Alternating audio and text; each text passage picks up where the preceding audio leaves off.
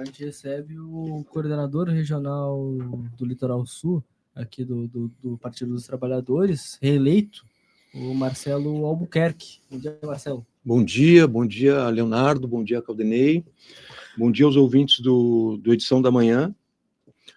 Estamos aí recomeçando um trabalho que foi de 4 anos primeiro, né, primeiro período da coordenação da nossa regional, e agora reeleito no dia 22, no sábado, um dia importante para nós, porque já às 6 da manhã a gente teve uma notícia importante naquele dia, né, que foi a prisão do ex-presidente Bolsonaro, e depois, logo após isso, nós fizemos o nosso encontro no sábado de manhã, ali na Casa do Trabalhador, e reelegemos a nova coordenação regional do PT, que vai tratar das questões da região aí no Partido dos Trabalhadores nos próximos 4 anos. A propósito, quais são as atribuições, né, do coordenador e qual é o papel da coordenadoria regional? Essa é uma instância partidária que estabelece uma relação entre as instâncias municipais e a instância estadual do PT, que no caso é a executiva estadual, o diretório estadual e os diretórios municipais e executivos municipais. Então, ela tem esse papel de coordenar um conjunto de cidades, são 27 regionais no estado, né? A nossa, como tu falou, Leonardo, é a regional Litoral Sul do PT. Ela vai de São Lourenço a São José do Norte, Rio Grande, Santa Vitória, Chuí, até Santaninha da Boa Vista ali, e vai até Piratini, e são 16 municípios, 15 municípios, são 17 municípios, dos 17 municípios da nossa regional, em 15 o PT tem uma organização formal, né, está organizado.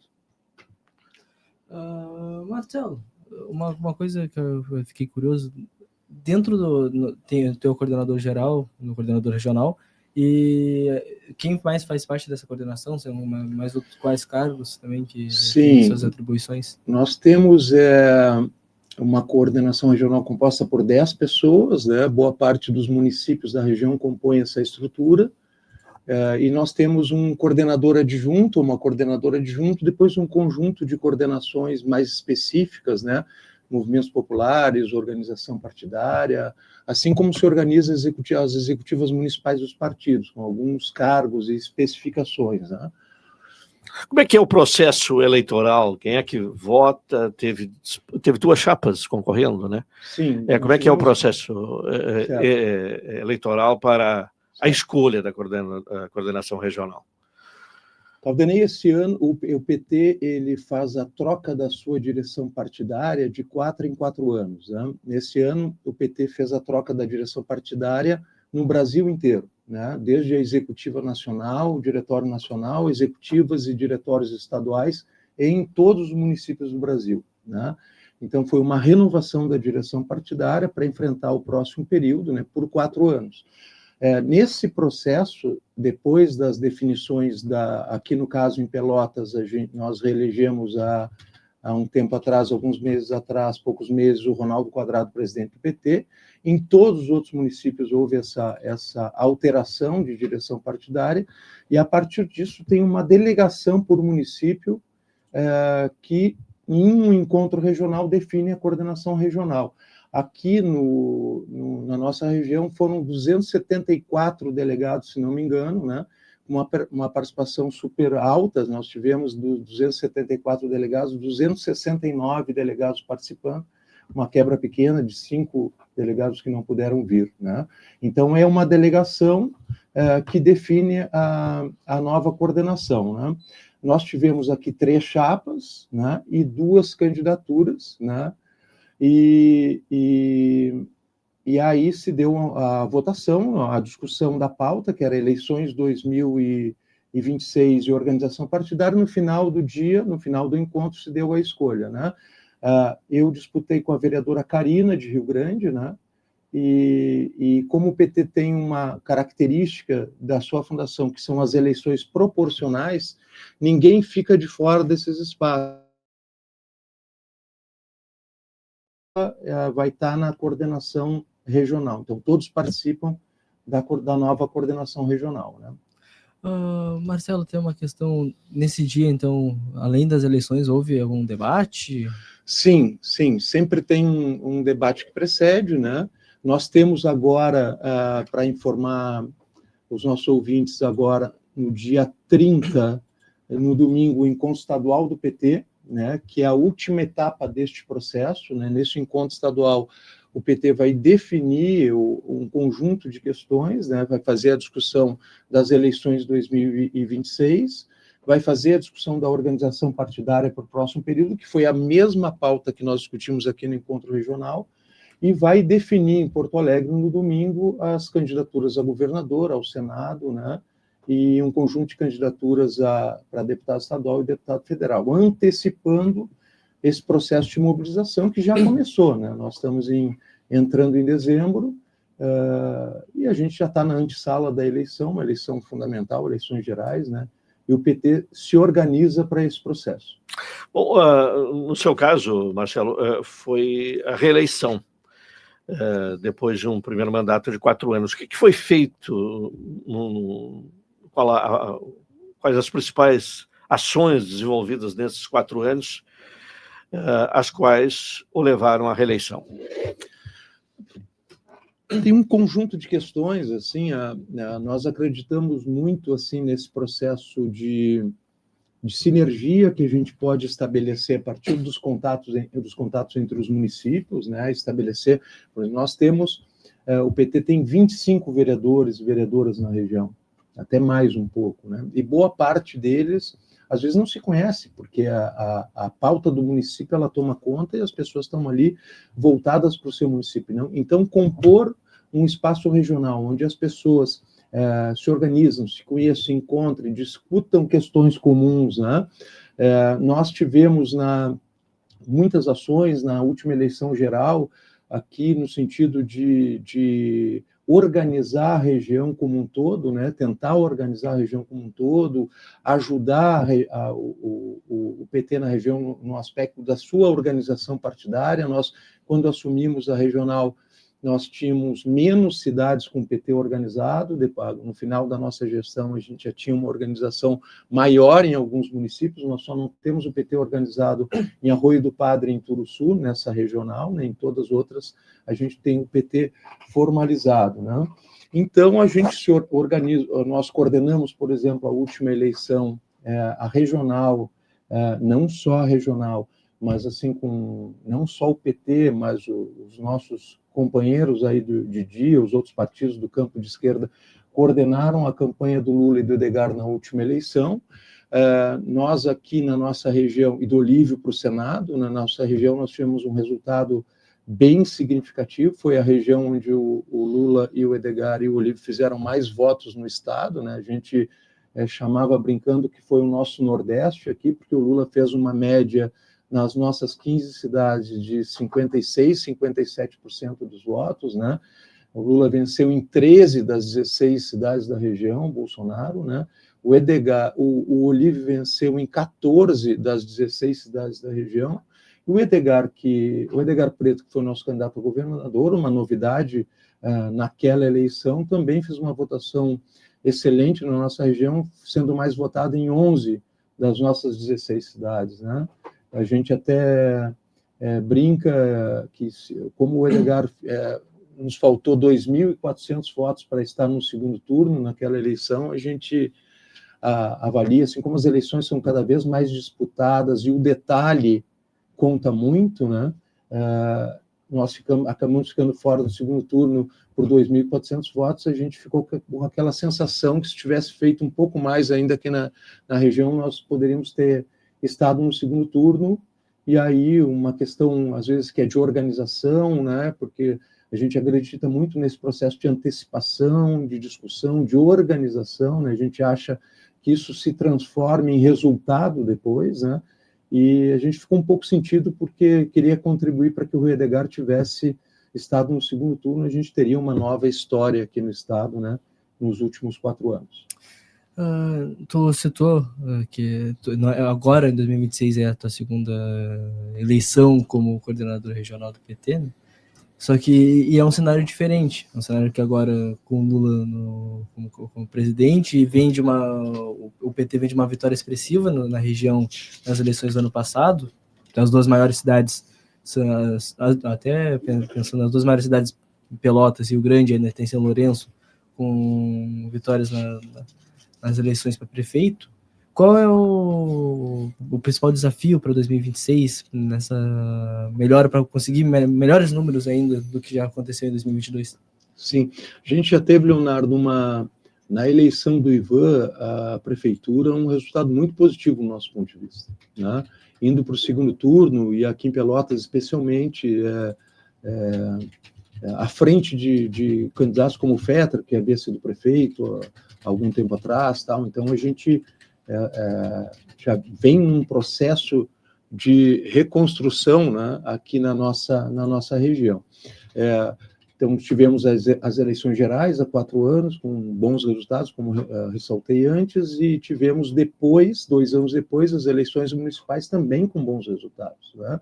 É evidente, né, que a questão da regional, ela compõe um conjunto de questões que precisam ser assertivas para que os resultados deem certo, né? Não é uma questão só que explica os bons resultados, né? Mas nós tivemos, na última eleição para a prefeitura, também a eleição da prefeita Darlene em Rio Grande, com uma excelente votação, a eleição do Marrone aqui em Pelotas, um pouco mais apertada, mas uma eleição difícil, fundamental, numa composição importante para nós, né, com o pessoal. A eleição do prefeito Zelmuth em São Lourenço do Sul, também elegemos aqui em Arroio Grande o vice-prefeito numa composição com o PDT, né, e tivemos outros bons resultados em várias cidades, mesmo com vitórias políticas, mesmo que não tenhamos tido vitórias eleitorais, né.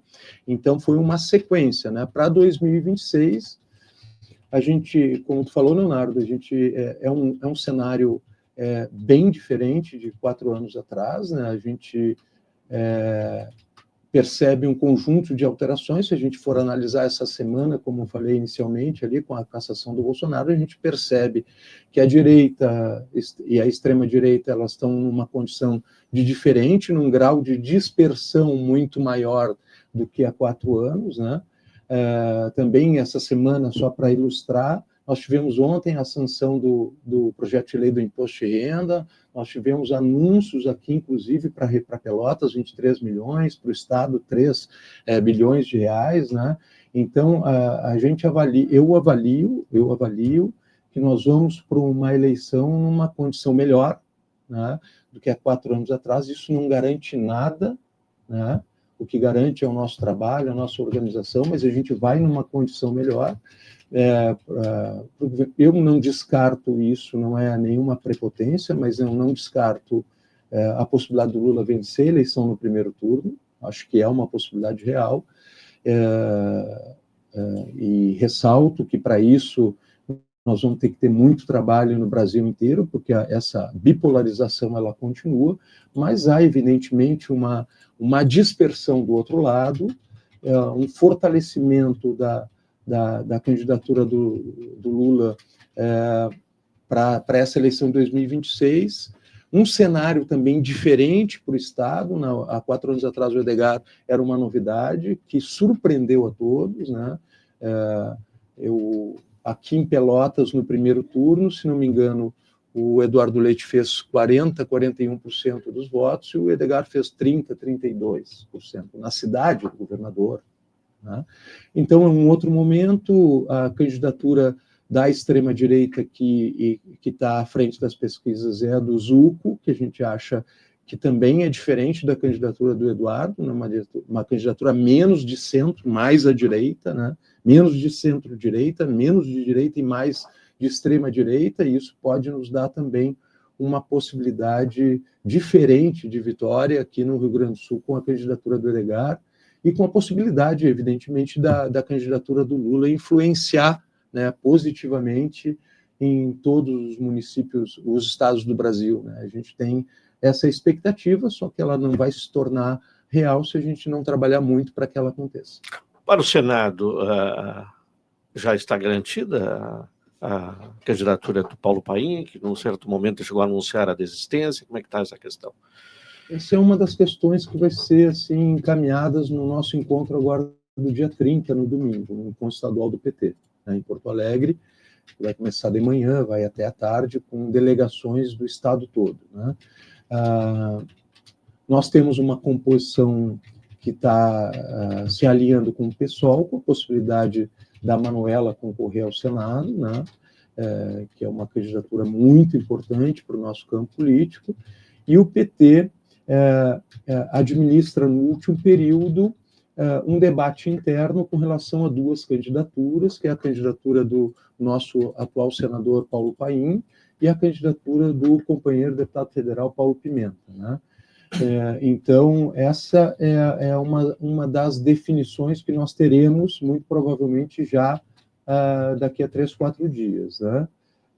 O Paim, o senador, tinha essa questão anterior da possibilidade de não concorrer, mas depois sempre foi muito, assim, eu acho, cobrado de forma positiva, no sentido de manter a sua candidatura, mas esse é um cenário ainda em aberto. Eu acho, minha opinião pessoal, que nós vamos ter como candidatos ao Senado o deputado federal Paulo Pimenta e a companheira Manuela Dávila. Eu acho que é isso, possivelmente, que o PT vai definir, mas essa é só a minha opinião por informações, tal. Ainda assim, nós temos uma boa escolha a fazer, né, Caldenei, Leonardo? Porque nós temos 3 excelentes candidaturas para escolher 2 delas, né? E quantos candidatos devem sair à Câmara Federal e a Assembleia Legislativa aqui da região? Já tem uma ideia? Aqui da região, uma ideia a gente tem, né? Esse cenário mais geral que, por exemplo, se o deputado Paulo Pimenta for candidato ao Senado, tem uma alteração geral, porque ele sai da disputa federal, outras concorrerão, né, nesse espaço. Mas aqui na região que tu pergunta, nós temos hoje 2 deputados estaduais, que é o deputado Halley, de Rio Grande, o deputado Zé Nunes, de São Lourenço, e o deputado Alexandre Lindemeyer, federal, né? O mais votado da nossa região, né? Na última eleição, fez inclusive mais votos que o deputado Daniel. Então, a tendência é que aqui na região nós tenhamos essas 3 candidaturas, novamente, o Halley é deputado estadual, o Zé Nunes é deputado estadual, o Alexandre é deputado federal, e o que eu ouço aqui de Pelotas é a possibilidade da Miriam ser candidata também a deputada estadual, né? Eu acho que do PT e também acho teremos muito provavelmente candidaturas do PSOL em Pelotas, aí talvez a vereadora Fernanda, deputada estadual, e também alguma candidatura a deputada federal, talvez o Jurandir, ou outra candidatura do PSOL. Então, acho que no nosso campo político de candidaturas da região, acho que vai ser por aí, né? Tem também ali em Bagé, se a gente considerar que Bagé não pega a nossa regional, né? É a regional da campanha, mas se a gente considerar metade sul também, é uma cidade que nós vencemos a eleição para prefeito com o deputado Mainardi, ali a tendência é que o vereador Lelinho seja candidato a deputado estadual. Lelinho, ele é o vereador mais votado da história de Bagé, fez 6 mil votos em Bagé na última eleição para vereador. Marcelo Albuquerque, muito obrigado pela presença aqui no programa Edição da Manhã da Rádio Com. Uma boa quinta-feira. Obrigado, Caldenei. Obrigado, Leonardo. E estou à disposição para quando vocês precisarem. Agora nós vamos ter um ano bem corrido de trabalho, né, para ver se a gente reelege o presidente Lula e retoma aqui o Palácio Piratini. Tá obrigado, certo. Um abraço aos ouvintes. Tá bem, muito obrigado.